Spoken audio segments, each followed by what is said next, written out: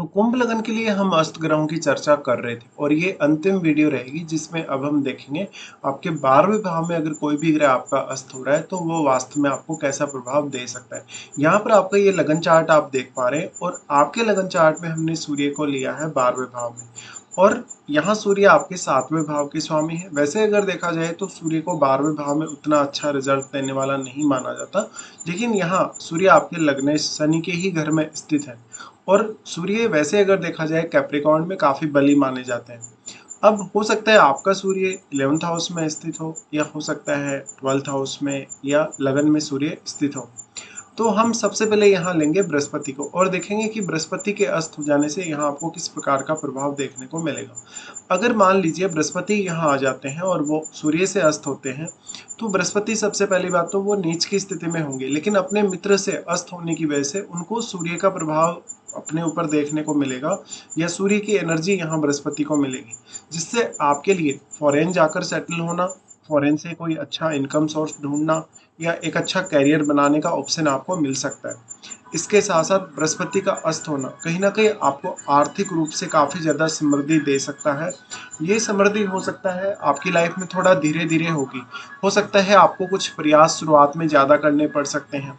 बृहस्पति का अस्त होना कहीं ना कहीं आपको अच्छी इमेजिनेशन और अच्छा सिक्स सेंस भी दे सकता है। बृहस्पति आपके चार्ट में 11वें भाव और दूसरे भाव को ऑन करते हैं। इन दोनों भावों को ऑन करने की वजह से अब इन भावों को लेकर आप काफी ज्यादा सीरियस होंगे, जहां 12वें भाव का इस्तेमाल कर सकेंगे इन दोनों भावों से जुड़े हुए कार्यों को लेकर। ऐसे में हो सकता है कि आप अपनी फैमिली को लेके ही बाहर सेटल हो जाएं या पीआर वगैरह भी आपको मिल जाए।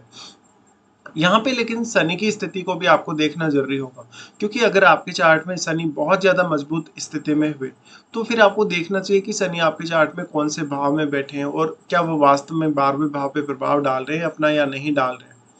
लेकिन बृहस्पति को यहाँ सूर्य का साथ मिल जाएगा या सूर्य का सहारा मिल जाएगा, जिस वजह से बृहस्पति के जो नीच की स्थिति होने की वजह से जो गुणों का जो ह्रास होगा वो वास्तव में नहीं होगा और बृहस्पति यहाँ पर काफी बेहतरीन रिजल्ट आपको प्रदान कर सकेंगे।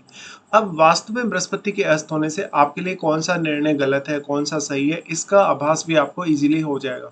यहाँ फिर बृहस्पति अस्त होंगे तो वो आपके 4th हाउस को प्रभावित करेंगे, आपके 6th हाउस को प्रभावित करेंगे और आपके 8th हाउस को प्रभावित करेंगे। ऐसे में जब बृहस्पति 4th हाउस को प्रभावित करेंगे अपने एस्पेक्ट से, तो वो परिवार के प्रति आपको काफी ज्यादा रिस्पॉन्सिबिलिटी देते हैं। इसके साथ साथ वो परिवार की तरफ से भी आपको इवन थोड़ा बहुत सपोर्ट दिखाते ही है, लेकिन ऐसा बृहस्पति आपको परिवार से दूर कर सकता है छोटी एज में ही।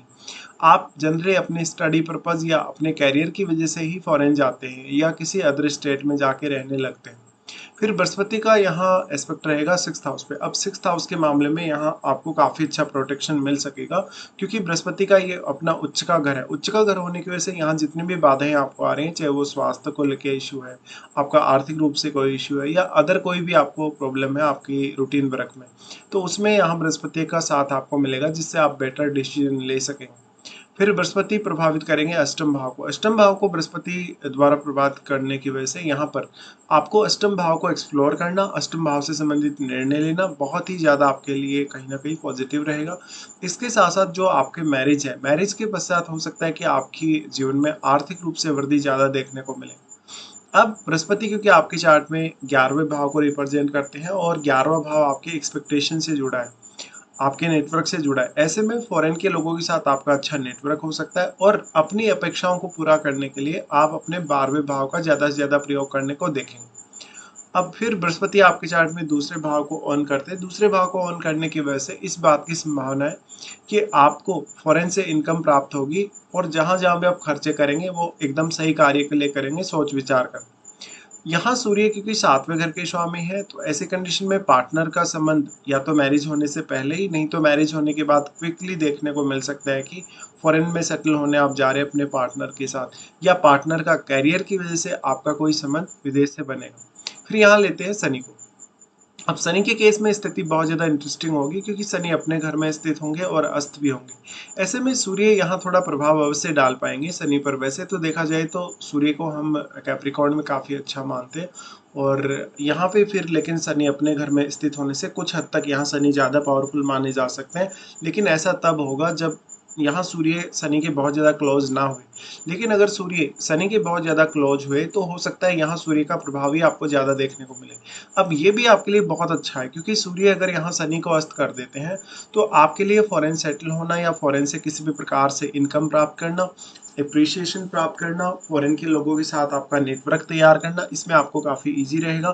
फिर क्योंकि शनि आपके चार्ट में आपके लग्नेश भी है, लग्नेश होने की वजह से यहाँ पर 12वें भाव में शनि स्थित है, तो 12वें भाव से संबंधित योग्यताएं आप में काफ़ी ज़्यादा हो सकती हैं और आप अपने लगभग प्रत्येक कार्य के लिए 12वें भाव का अच्छे से अच्छा इस्तेमाल कर सकेंगे। फिर यहाँ ये दिखाता है कि आपके अंदर छुपा हुआ टैलेंट बहुत ज़्यादा होगा, आपको मान-सम्मान और प्रतिष्ठा बहुत ज़्यादा मिलेगी, लेकिन हो सकता है कि आपका जहाँ जन्म हुआ, उस जन्म स्थल पे ये सब ना हो आपके साथ।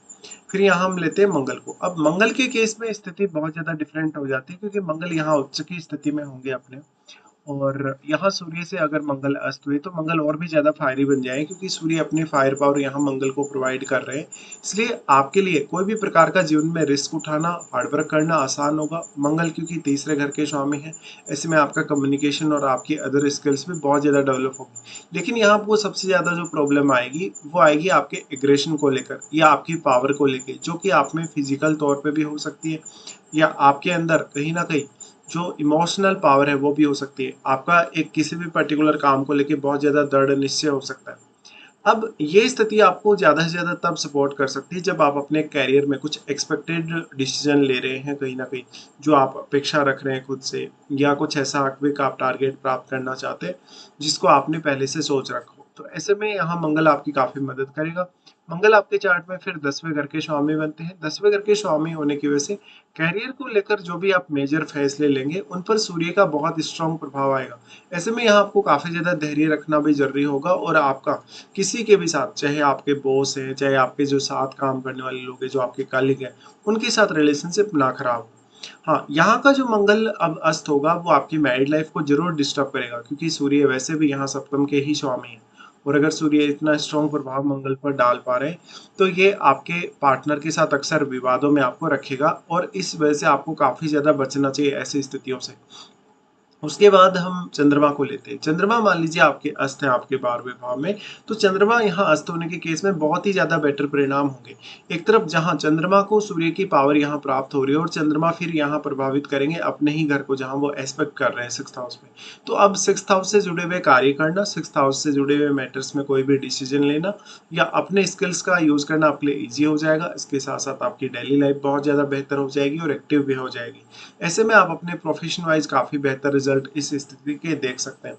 लेकिन देखिए, चंद्रमा अगर अस्त हो रहे हैं तो आपकी इमेजिनेशन बहुत ही हायर साइड पे होगी, आपका टैलेंट बहुत हायर साइड पे होगा और आप में एक अलग प्रकार का कॉन्फिडेंस डेवलप होगा, जिससे आप जीवन में हर चुनौती का सामना इजीली कर सकेंगे।